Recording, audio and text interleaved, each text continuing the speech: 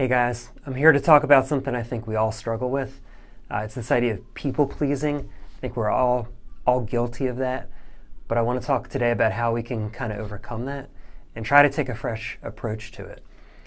Not too long ago, a good friend of mine shot me an email, said, "Hey, would love for you to come speak at our event. It was a good fit for me. But when I thought about it, it'd take a ton of time, like a whole day of my prep, travel, that kind of thing.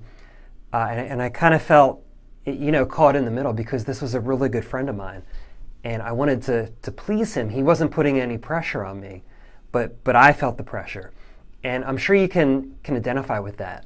Maybe not the exact circumstances, but, all this life comes at you.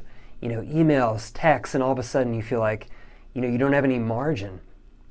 You're burnt out, you're exhausted, you're trying to make everybody happy. And in the end, it isn't working. More to the point of this blog, which is really to help you get ready for and enjoy a healthy marriage. This is sort of a sneaky cost, right? You want to have good quality time with your wife, with your girlfriend, with your fiance, but we get so busy pleasing everybody else that there's no time left for them. And all of a sudden we wonder why we're disconnected, from our wives or whoever. And honestly, I'm struggling with that right now. We're struggling with that, and that's one of the things that's motivating me to make this video. So, how do we make progress with that?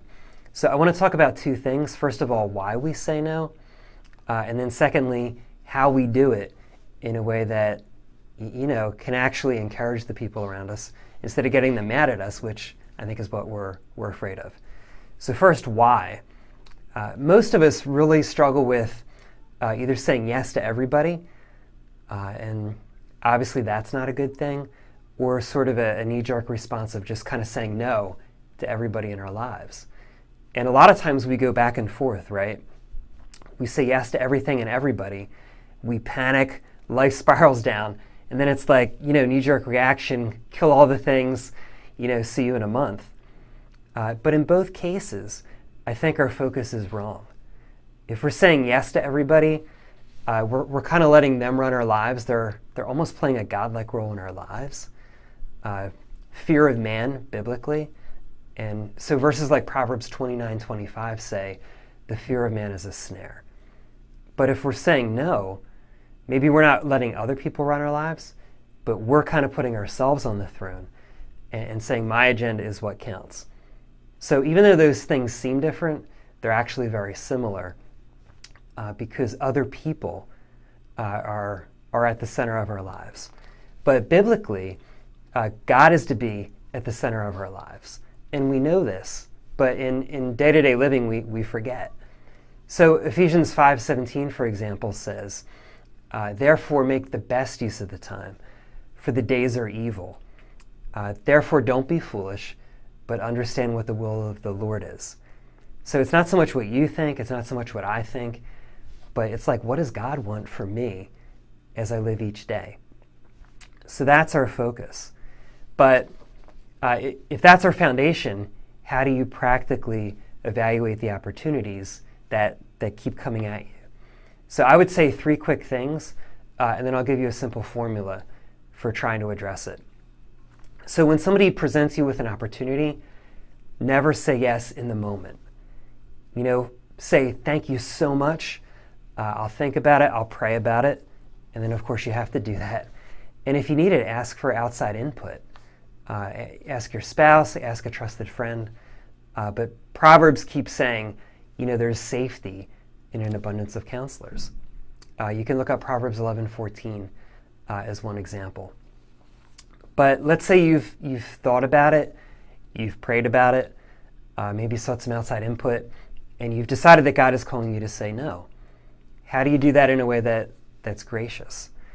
So I want to share with you a yes, no, yes formula, a positive no. I'm stealing it from Michael Hyatt, but I'm kind of twisting it to make it a little more God-centered. So you start by saying yes internally to God and what He wants for your life. And then you say yes to the other person. You affirm the relationship and thank them for their request. But then you say no. Very clearly, don't say, hey, we'll think about it later, because you probably don't want to, and you're just going to string the other person along. And then you close by saying yes again, by reaffirming the relationship and offering to meet their need in another way, pointing them somewhere else. So yes, no, yes. Returning to the example of my friend and the outside speaking engagement, I decided that God was calling me to say no. I didn't have the time, I didn't have the bandwidth to take a day plus of my time to do it. So I got back to him and I said, hey, thank you so much. I'm honored. I'm flattered. I would love to do it. But I'm sorry, no. After thinking and praying about it, I just don't have the time. I'm so sorry. But, nicer words, no. And then I close by just saying, hey, I will think about someone else, maybe who could be a better fit for you. And if that person comes to mind, of course, I'll share it. And so it turns out he found a much better speaker, someone who can have a long-term relationship with their area ministry and those people. And it worked out. We're still friends. So in closing, we're going to struggle with being people pleasers. It's just part of this life. It's part of our fallen condition. But we can learn to handle it in a way that honors the people in our lives and that really still preserves the space and the time we need for the most important relationships and priorities God has called us to. And honestly, guys, people will respect you for this. Very few haters at the end of the day. And they'll see that God is sufficient. And at the end of the day, they don't really need you, but Him. So that's it. I'd love to know what you think. Let me know by leaving a comment below.